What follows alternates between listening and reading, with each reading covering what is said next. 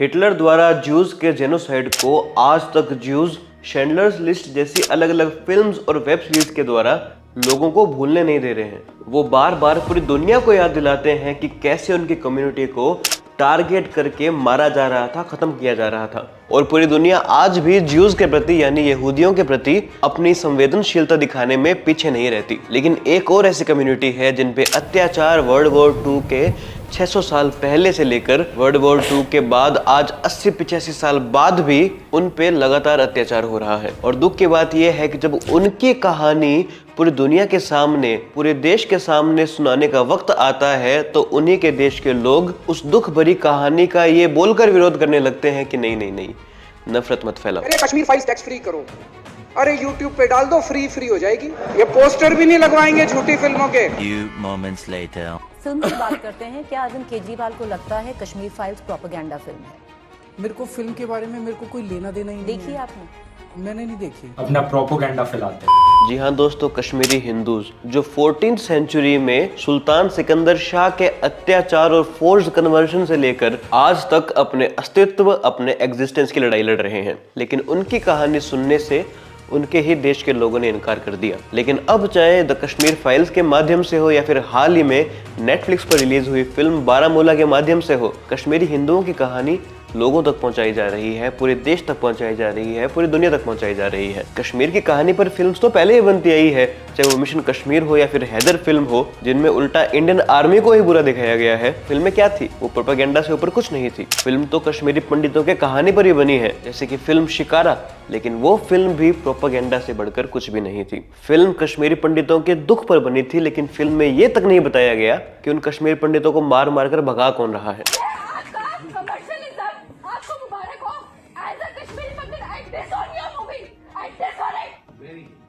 अरे भाई साहब, जब ज्यूज हिटलर को बुरा दिखाने के लिए बिल्कुल नहीं सोचते हैं कि कहीं क्रिश्चियंस को बुरा ना लग जाए, तो सेकुलरिज्म का सारा ठेका आपने ही ले रखा है क्या? सारा ठेका इस देश के लोगों ने ले रखा है क्या? फिल्म कश्मीर फाइल्स के थ्रू लोगों ने कश्मीरी हिंदुओं के दर्द की कहानी, उनके जेनोसाइड की कहानी, उनके पलायन की कहानी अपने आंखों से देखी थी। उस पे भी उस फिल्म को नफरत फैलाने वाली फिल्म बोलकर बॉयकॉट करने की कोशिश की गई थी, फ्लॉप करवाने की कोशिश की गई थी। बल्कि उन्हीं कश्मीरी पंडितों के परिवार के लोग, जिन्हें रातों रात कश्मीर छोड़कर भागना पड़ा था, जब वो उस फिल्म को देखते हैं, जब वो कश्मीर फाइल्स को देखते हैं, तो फिल्म देखकर वो फूट फूट कर रोने लगते हैं। हमने हमारा दर्द, हमने हमारा दिल, जो वो औरत ने किया वो हमने सबने देखा, वो हम सब ने देखा। मुझे लगा मेरे कुछ हो जाएगा।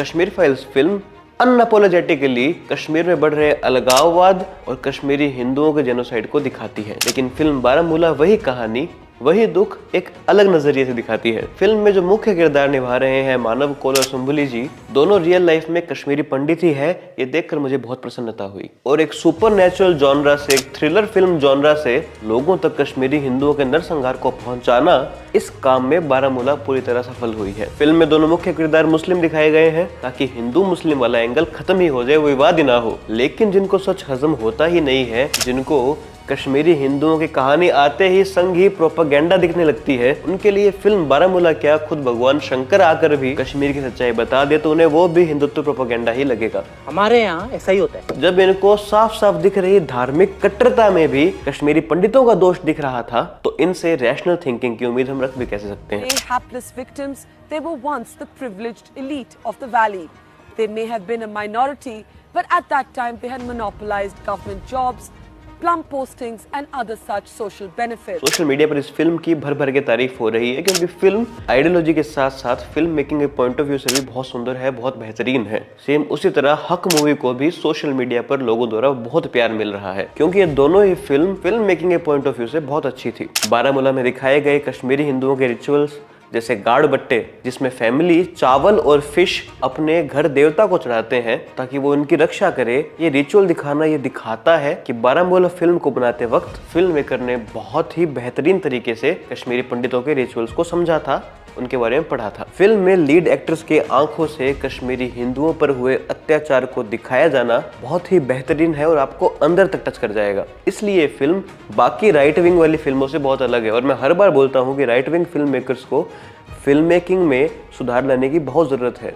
वो आइडियोलॉजिकली फिल्म ठीक बनाते हैं, लेकिन उनकी फिल्म मेकिंग बहुत बुरी होती है। इस फिल्म की फिल्म मेकिंग बहुत ही बेहतरीन थी, बहुत ही इंटेलिजेंट थी। फिल्म बहुत ही इंटेलिजेंटली अपने मुद्दे को, कश्मीरी हिंदुओं के जेनोसाइड वाले मुद्दे को फिल्म के कहानी में इंक्लूड करती है। थैंक्स टू आदित्य धर जिन्होंने ये फिल्म बनाई, और हमें ऐसी फिल्मों की और भी बहुत जरूरत है, क्योंकि जो कम्युनिटी लाखों की संख्या में रातों रात अपना घर छोड़कर भागी थी, उनकी कहानी के न जाने कितने और ऐसे किस्से होंगे जो हमें पता ही नहीं है। जिस कम्युनिटी को धर्म देखकर मारा गया था, टारगेट किया गया था, चाहे वो सुल्तान सिकंदर द्वारा मारा गया हो। सुल्तान सिकंदर का तो नाम ही सुल्तान बुत शिकन पड़ गया था, क्योंकि उसने बहुत बुत यानी बहुत मूर्तियां तोड़ी थी, हिंदू देवी देवताओं की मूर्तियां तोड़ी थी। उसके बाद इराकी ने न जाने कितने हिंदुओं को कन्वर्ट किया था, मारा था। उसके बाद गुरु तेग बहादुर जी ने इन्हीं कश्मीरी पंडितों की रक्षा के लिए अपना शीश कुर्बान किया था। उसके बाद आज़ादी के बाद जब पाकिस्तान फोर्सफुली कश्मीर कैप्चर करना चाहता था, तब उन्होंने बारामूला में न जाने कितनी संख्या में कश्मीरी हिंदुओं को मारा था। और इवन वर्ल्ड वॉर 2 के जब इंडियन सोल्जर्स बारामूला पहुंचे थे, वो देखकर हैरान रह गए थे, क्योंकि इतना कत्लेआम उन्होंने वर्ल्ड वॉर 2 में भी नहीं देखा था। फिर 1990 में तो उनका ये हाल किया कि घाटी के 95% कश्मीरी हिंदू या तो घाटी छोड़कर भाग गए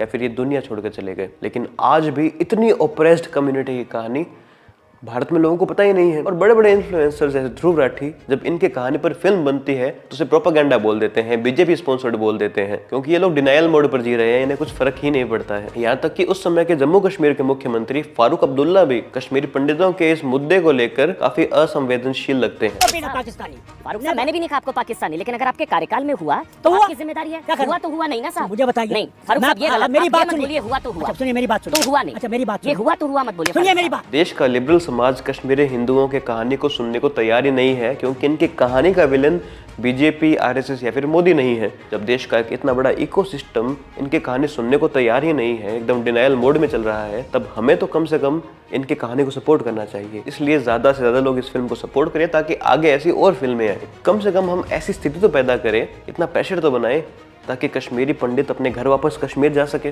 तुम्हें लगता है कि वापस जाओगी तुम कभी वहाँ पे? हाँ। मन करता है वापस जाने का? हाँ। क्या कहते हैं मम्मी पापा, क्या कहते हैं कि वापस जा पाओगी वहाँ पे? नहीं। क्या कहते हैं, कभी नहीं जाएंगे वहाँ? दिल के कोने में हमें पता है कि शायद कश्मीरी हिंदू, कश्मीरी पंडित कभी वैली में, कभी घाटी में, कभी अपने घर कश्मीर नहीं जा पाएंगे, लेकिन मैं चाहता हूँ कि उनकी दुख भरी कहानी इस देश के घर घर तक पहुंचे और देश में ऐसा माहौल बने कि फाइनली जिन लोगों के परिवार कश्मीर की घाटी छोड़ छोड़कर भागे थे, उन्हें पुनः कश्मीर में बसाया जाए। लेकिन क्या कश्मीरी पंडितों को वापस अपने घर कश्मीर जाने का मौका मिलेगा? Is this justice? दोस्तों, आपके इसके बारे में क्या विचार है मुझे कमेंट सेक्शन में बताइएगा। चैनल को प्लीज सब्सक्राइब कीजिएगा, वीडियो प्लीज एक कमेंट जरूर कीजिएगा, इससे मुझे बहुत मदद मिलती है। वीडियो प्लीज लाइक कीजिएगा। मिलते हैं नेक्स्ट वीडियो में। जय हिंद, जय श्री राम।